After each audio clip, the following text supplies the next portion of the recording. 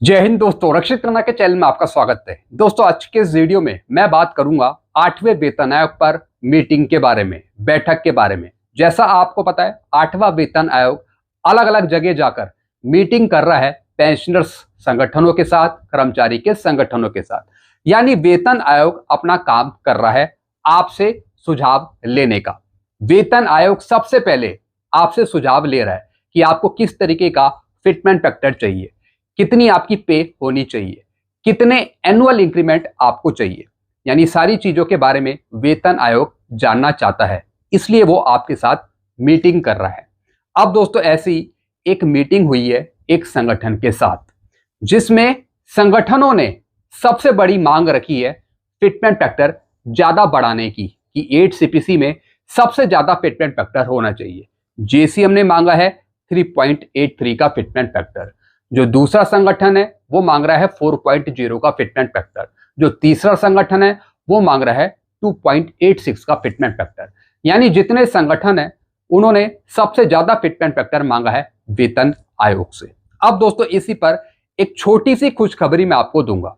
जैसे कि दोस्तों, आप पीछे थंबनेल में देख रहे हैं, मैंने लिखा हुआ है, हो गई मीटिंग 8वें वेतन आयोग पर, कर्मचारियों को मिली खुशखबरी। जी हां दोस्तों, वेतन आयोग आपके साथ मीटिंग तो कर रहा है, आपके साथ सुझाव तो ले रहा है, लेकिन साथ ही साथ वेतन आयोग एक छोटी सी खुशखबरी भी दे रहा है, और वो खुशखबरी है आश्वासन। जी हां दोस्तों, आपकी बातों को सुनने के बाद वेतन आयोग आपको आश्वासन दे रहा है कि जो आपने मांगे रखी उन मांगों को सुना जाएगा जब वेतन आयोग अपनी सिफारिशें बनाएगा 8 सीपीसी पर। जैसे कि दोस्तों, फिटमेंट फैक्टर 3.83 या फिर 18 महीने का डीए का एरियर। कुछ संगठनों ने 18 महीने के डीए के एरियर देने की भी मांग रखी है वेतन आयोग के सामने। यानी जो भी आपके मुद्दे हैं, जैसे कि फैमिली यूनिट 5 करना, तो दोस्तों कहीं ना कहीं वेतन आयोग कुछ आगे चलकर बड़े फैसले ले सकता है। जैसे कि वेतन आयोग आपको आश्वासन दे रहा है कि जो आपके मुद्दे हैं उस पर बातचीत होगी जब वेतन आयोग अपनी सिफारिशें बनाएगा। तो दोस्तों, ऐसी एक खबर छपी है दैनिक भास्कर में 25 मई 2026 को। जी हां दोस्तों, सोमवार की आज ही की दोस्तों ये खबर है। 8वां वेतन आयोग, कर्मचारियों को मिली बड़ी उम्मीद। 8वां वेतन आयोग में कर्मचारियों को मिलेगी 69,000 की बेसिक सैलरी या फिर बेसिक पेंशन। जी हां दोस्तों, जैसे कि दोस्तों अभी आपकी 18,000 मिनिमम पे है 7 सीपीसी की, ये बढ़कर हो जाएगी 69,000। जी हां दोस्तों, 69,000 आ जाएगी। यानी फिटमेंट फैक्टर इस्तेमाल होगा 3.83 का। जी हां दोस्तों, तो दोस्तों यहां पे देख रहे हैं, यहां पे वेतन आयोग के सदस्य बैठे हैं, यहां पे शिव गोपाल मिश्रा जी बैठे हैं, इनके कुछ टीम के सदस्य बैठे हैं, जो वेतन आयोग को बता रहे हैं कि हमें इतना ही फिटमेंट फैक्टर चाहिए, इतनी मिनिमम पे चाहिए। तो दोस्तों, एक रिपोर्ट है दैनिक भास्कर की 8 सीपीसी की मीटिंग से संबंधित, तो इसकी जानकारी मैं आपको दूंगा। सारी जानकारियां देने से पहले एक छोटी सी अपील मैं आपसे करूंगा, और अपील है चैनल सब्सक्राइब की। देखने में आया पेंशनर्स वीडियो तो देख रहे हैं, लेकिन अभी तक उनमें से कुछ पेंशनर्स ने चैनल को सब्सक्राइब नहीं किया। ऐसे कितने पेंशनर्स हैं? सिर्फ 37%, और कितनों ने किया है? 62%। तो मैं आपसे अपील कर रहा हूं, जितने पेंशनर्स ने अभी तक चैनल को सब्सक्राइब नहीं किया, तो वो पेंशनर फैमिली पेंशनर फटाफट सबसे पहले चैनल को सब्सक्राइब कर लीजिए, और इस परसेंटेज को 62% से बढ़ाकर 100% कर दीजिए, ताकि आपको सही जानकारियां, ऑथेंटिक जानकारियां, नई जानकारियां आपको तुरंत मिल सके। चैनल सब्सक्राइब करने के आपको एक भी पैसे नहीं देने, सब कुछ आपके लिए फ्री में। तो चैनल को तो सब्सक्राइब कर लीजिएगा। लास्ट में वीडियो देखने के बाद वीडियो को शेयर, लाइक और हाइप भी कर दीजिएगा। चलते हैं दोस्तों, अब मैं आपको एक रिपोर्ट समझाता हूं। और दोस्तों, दैनिक भास्कर की ये रिपोर्ट है, 8वां वेतन आयोग, कर्मचारियों को मिली बड़ी उम्मीद। 8वां वेतन आयोग में कर्मचारियों को मिलेगी 69,000 की बेसिक सैलरी या फिर बेसिक पेंशन। अगर 18,000 से बढ़कर आपकी 69,000 बेसिक पे होती है, तो इसका मतलब है कि आपको मिलेगा फिटमेंट फैक्टर 3.83 का। इसका मतलब यह है। अब दोस्तों आगे क्या लिखा है? वेतन आयोग के अध्यक्ष रंजना प्रकाश का अच्छा रिस्पांस। जी हां दोस्तों, जो वेतन आयोग की चेयरपर्सन है जस्टिस श्रीमती रंजना प्रकाश देसाई जी, अब उनके द्वारा एक अच्छा आश्वासन मिला है कई संगठनों को क्योंकि जो कई संगठन है वो ज्यादा फिटमेंट फैक्टर की डिमांड कर रहे हैं, ज्यादा मिनिमम पे बढ़ाने की मांग कर रहे हैं। तो वेतन आयोग भी कह रहा है कि हम आपकी मांगों को डायरेक्ट डिनाई नहीं करेंगे, मना नहीं करेंगे। ये पॉसिबल है कि इतना मिल भी सकता है, ये पॉसिबल है कि इतना मिल भी सकता है।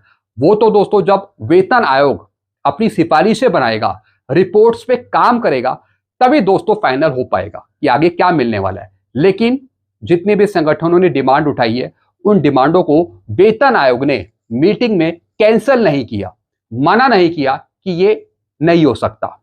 आश्वासन दिया है, विश्वास जताया है कि जो आपकी मांगे हैं वो हम देखेंगे, उन पर आगे बातचीत करेंगे। सिर्फ इतना कहा है। अब दोस्तों आगे क्या लिखा है, रजनीश मिश्रा जी की दोस्तों ये रिपोर्ट है। अब क्या लिखा है इन्होंने, कर्मचारी संगठन सरकार से मांग कर रहे हैं कि 10 साल के बाद वेतन आयोग आता है, उसमें कर्मचारियों को अच्छा खासा सैलरी में वृद्धि होनी चाहिए। इस बार कर्मचारियों को 69,000 के आसपास मिनिमम सैलरी मिलनी चाहिए, क्योंकि इस बार जो सैलरी निर्धारण का फॉर्मूला है उसमें बदलाव किया जा रहा है। जी हाँ दोस्तों, कुछ बातें भी उठी थी कि जो 8 CPC का फॉर्मूला है उसमें बदलाव किया जाए, जिससे आपकी पेंशन और सैलरी ज्यादा बढ़ सके। फिर क्या लिखा है, परिवार में 3 यूनिट के अलावा 5 यूनिट को शामिल किया जाएगा, माता पिता को भी परिवार का हिस्सा माना जाएगा, उसके आधार पे वेतन का निर्धारण होगा। जी हाँ दोस्तों, अगर फैमिली यूनिट को बढ़ा दिया जाए, 5 फैमिली यूनिट कर दिया जाए, तो ऑटोमेटिकली आपका फिटमेंट फैक्टर ज्यादा बढ़ जाएगा। जो मिनिमम पे है वो भी आपकी 69,000 पहुंच जाएगी।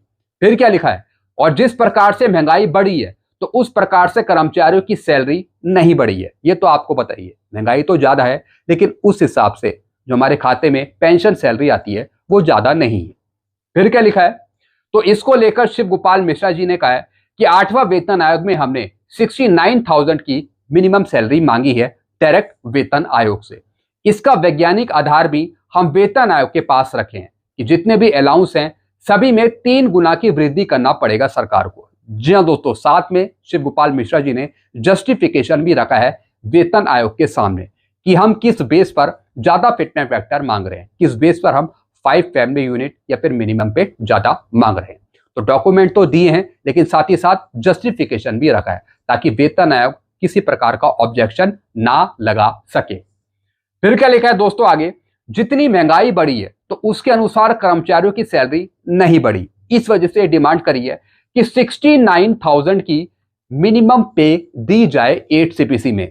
अभी 7 CPC में 18,000 है, तो 18,000 से बढ़ाकर सीधा 69,000 दी जाए। अब इसका मतलब है कि फिटमेंट फैक्टर 3.83 का दिया जाए वेतन आयोग के द्वारा, यानी कि 3 गुना की वृद्धि की डिमांड रखी है कि 3 गुना वृद्धि यहां पे दी जाए। और दोस्तों यही डिमांड शिव गोपाल मिश्रा जी जो कर्मचारी नेता है उन्होंने रखी है। फिर क्या लिखा है दोस्तों आगे, रंजना प्रकाश देसाई के साथ हुई बैठक में सकारात्मक संकेत। जी हाँ दोस्तों, वेतन आयोग ने अच्छा रिस्पॉन्स दिया है, पॉजिटिव रिस्पॉन्स दिया है।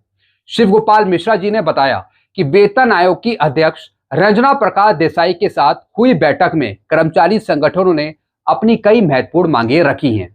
बैठक में अध्यक्ष महोदय ने अच्छा आश्वासन दिया है कि हम लोग आपकी मांगों पर विचार करेंगे और कहीं ना कहीं ये मांगे रिपोर्ट में भी शामिल हो सकती हैं और सरकार को देने का काम करेंगे। जी हाँ दोस्तों, फाइनल तो सरकार को ही करना है।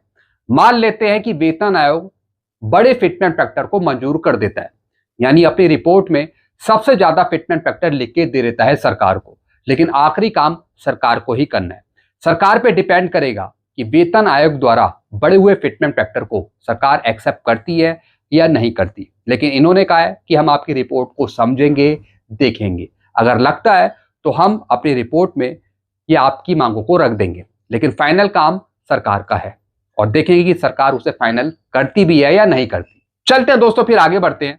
कर्मचारी संगठनों की जो प्रमुख मांगे हैं वो कौन सी हैं? प्रमोशन पॉलिसी में सुधार किया जाए, ट्रांसफर पॉलिसी में सुधार किया जाए, मेडिकल स्कीम में संशोधन होना चाहिए, जो मेडिकल है उसमें भी कुछ चीजें संशोधित करी जाए, बेहतर बनाया जाए, चिल्ड्रन एजुकेशन अलाउंस को बढ़ाया जाए, नए नए अलाउंसेस वेतन आयोग में दिए जाएं, जो और भत्ते हैं वो भी इंक्लूड करे जाएं 8वें वेतन आयोग में।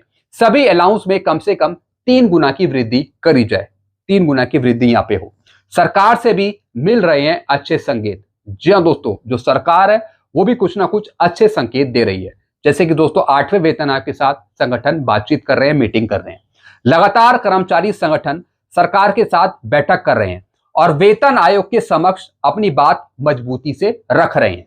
सरकार की ओर से भी इस पर सकारात्मक संकेत मिल रहे हैं, पॉजिटिव रिस्पांस भी मिले हैं वेतन आयोग की तरफ से, जिससे उम्मीद है कि 8वें वेतन आयोग में कर्मचारियों की सैलरी में अच्छी वृद्धि देखने को मिल सकती है। अब कर्मचारियों को बड़ी राहत की उम्मीद है सरकार से या फिर वेतन आयोग से।